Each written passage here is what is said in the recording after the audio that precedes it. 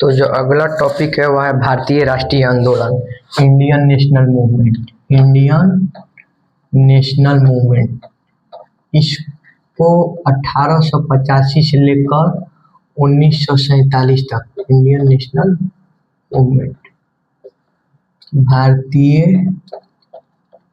राष्ट्रीय आंदोलन 5 भागों में बांटा गया है। 1885 से लेकर 1947 तक में आंदोलन।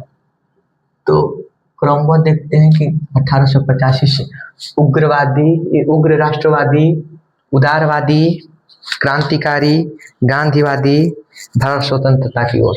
तो जो आपका पहला है वह है उदारवादी। कौन कौन? उदारवादी, उग्र राष्ट्रवादी, क्रांतिकारी,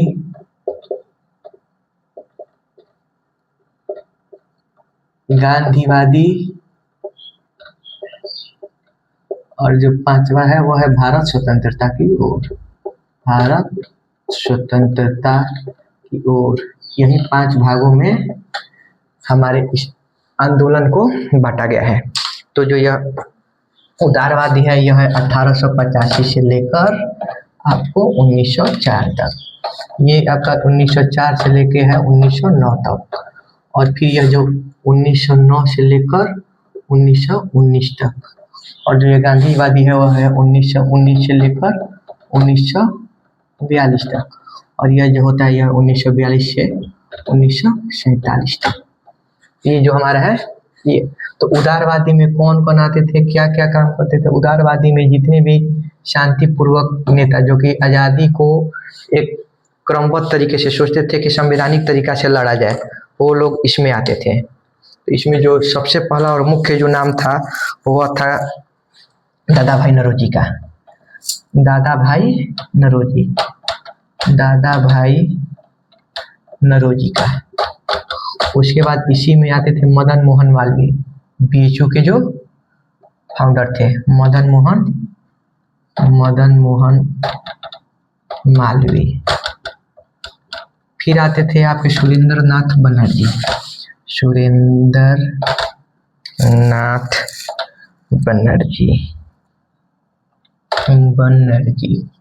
उसके बाद आते थे आपके गोपाल कृष्ण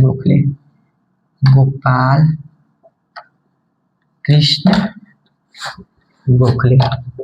इन्हीं को गांधी जी अपना गुरु मानते थे। गोपाल कृष्ण गोखले को गांधी जी अपना गुरु मानते थे। तो ये सारे जो वे संवैधानिक तरीके से भारत में चाहते थे कि भारत आज़ाद करे। ये सारे जो लोग थे ये मध्यम वर्गीय शिक्षित परिवार के थे। जो ये आपको दादा भाई नौरोजी दिख रहे हैं, इन्होंने एक लंदन में सुधार समिति, लंदन में कहाँ पे? लंदन में सुधार समिति, भारतीय सुधार समिति का गठन किया था। वहाँ पे क्या किए थे? भारतीय सुधार समिति का गठन किए थे। भारतीय सुधार समिति का वहाँ पे उन्होंने गठन किया था। और इसके बाद जो आगे का जो इनका काम था कि ये इनका जो सफलता था, उदारवादियों का जो सफलता था वो क्या क्या सफलता था? तो इन्होंने बहुत कुछ काम किया जिसमें वो लोग सफल भी रहे, लेकिन इनका प्रोसेस ज़्यादा दिन तक लंबा तक नहीं चला। इन्होंने 1886 में लोक सेवा आयोग, 1886 में सबसे पहले क्या हुआ था? लोक सेवा आयोग का गठन हुआ था। लोक सेवा आयोग का गठन हुआ था किनके वजह से? तो इन्हीं उदारवादियों के चलते। फिर इन्होंने एक प्रेशर बनाया था, सरकार पे दबाव बनाया था कि जो ये व्यय वगैरह है, सरकारी व्यय की समीक्षा हो। क्या हो? समीक्षा हो। ये सारा सब कुछ क्या हो रहा है? ये सब उदारवादियों के प्रेशर की वजह से हो रहा था। जो एक वेल्बी नाम की कमीशन भी आई थी, वेल्बी कमीशन। क्या? एक वेल्बी कमीशन। यह कब आया था? तो यह आया था आपको 1895 में। तो इसका जो मुख्य उद्देश्य था यह था, ये जो भारत में फिजूल खर्ची हो रहे थे, इसका मुख्य उद्देश्य था कि भारत में फिजूल खर्ची हो रहा था उसके जांच के संबंध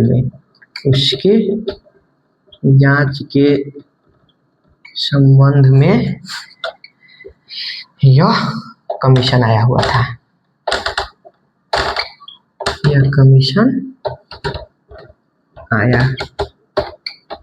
हुआ था।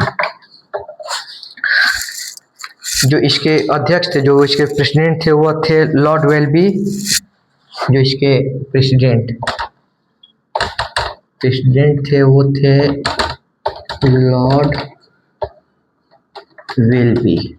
और इसके जो मेंबर थे, जो सदस्य थे, वो थे lord Courtney, lord Curzon, Lord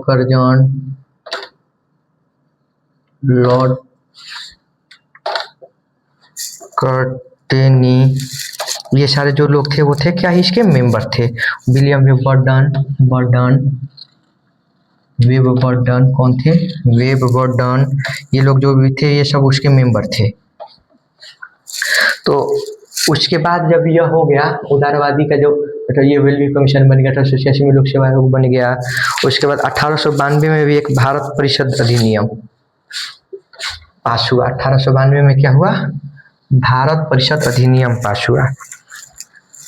यह 1861 में एक आया हुआ था। उस एक्ट के बाद यह 1892 में एक्ट आया, ये 30 साल के बाद। इसमें क्या हुआ कि इसमें जो ये क्या कहते हैं आपको, भारत परिषद अधिनियम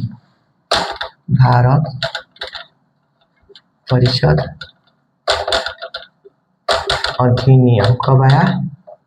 1892 में। तो इसमें क्या हुआ? इसमें हुआ कि इसमें टोटल 45 भारतीय मेंबर थे। कितने मेंबर थे? भारतीय सदस्य कितने थे? 45 थे। इसमें जो सदस्यों की संख्या थी वो थी 45। और आप लोग को तो मालूम होगा कि भाग कौन ले सकता है, आज भी देखते होंगे। तो जितने भी धनी लोग थे वह इसमें भाग लिए थे। धनी लोग हो, जो उसके बाद आपका जो प्रभावशाली हो, ब्रिटिश के लोगों को सुनते हो, प्रभावशाली जो आज के डेट में बाहुबली बोला जाता है, वैसे व्यक्ति इसके मेंबर थे। उसके बाद परिषदों का सुधार, जो ये हुआ संवैधानिक मांग में क्या हुआ था कि परिषदों का विस्तार करना चाहिए। तो इसमें जो भारत परिषद अधिनियम आया हुआ था 1892 में, इसमें 1892 में जो आया हुआ था, इसमें जो संवैधानिक सुधार की मांग हुए थे, इस चीज की संवैधानिक सुधार की जो मांग हुआ था,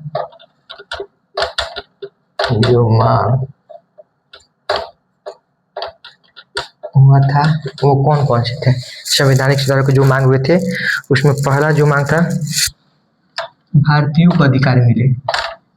तो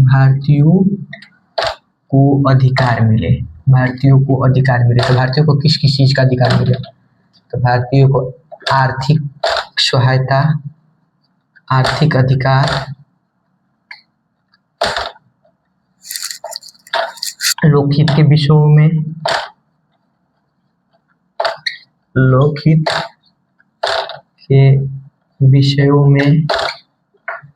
ये सब सारी चीजें। उसके बाद परिषदों का सुधार हो, ये सब अधिकार मिले, हो गया। उसके बाद दो था, वो था कि परिषदों का सुधार।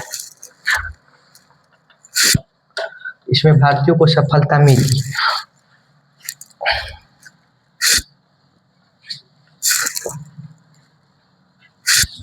इसमें उदारवादियों को थोड़ा बहुत सफलता मिला, लेकिन उस चीज से उदारवादी लोग अपने आप को उतना सहज महसूस नहीं कर रहे थे। क्योंकि उनको लग रहा था कि यह अभी जितनी हमारी मांगे हैं वो सारी मांगों को अभी भी अंग्रेजी हुकूमत नहीं कर रही है। तो धीरे धीरे करके ये लोग जब उग्र राष्ट्रवादी क्रांतिकारी ये लोग जब ज़्यादा एक्टिव होने लगते हैं तो ये लोग धीरे धीरे शांत होने लगते हैं। इनको लगता है, लेकिन ये लोग तब भी संवैधानिक तरीके से ही लड़ाई लड़ने के चक्कर में रहते हैं और हमेशा कहते हैं कि हमें उसी प्रकार से लड़ना चाहिए। लेकिन धीरे धीरे ये लोग ओल्ड मतलब पुराने हो जाते हैं तो अपना काम छोड़ते हैं। तो आगे 1900 देखिएगा कि उग्रवादी लोग क्या करेंगे, क्रांतिकारी लोग क्या करेंगे। गांधीवादी जानते हैं कि ये गांधी जी केवल अनशन वाले व्यक्ति थे। उसके बाद ही आपको क्रांतिकारी में आएंगे भगत सिंह, चंद्रशेखर आजाद, सुखदेव, राजगुरु, ये सारे। उग्र राष्ट्रवादी में आपको आ जाएंगे क्या कहलाते हैं आपको बोस वगैरह, जो कि रास बिहारी बोस, बिपिन चंद्र बोस, मुजफ्फरपुर हत्याकांड वो सब सारे सब कुछ हुए थे, वो सब बिपिन चंद्र बिहारी ये सब आ जाएंगे।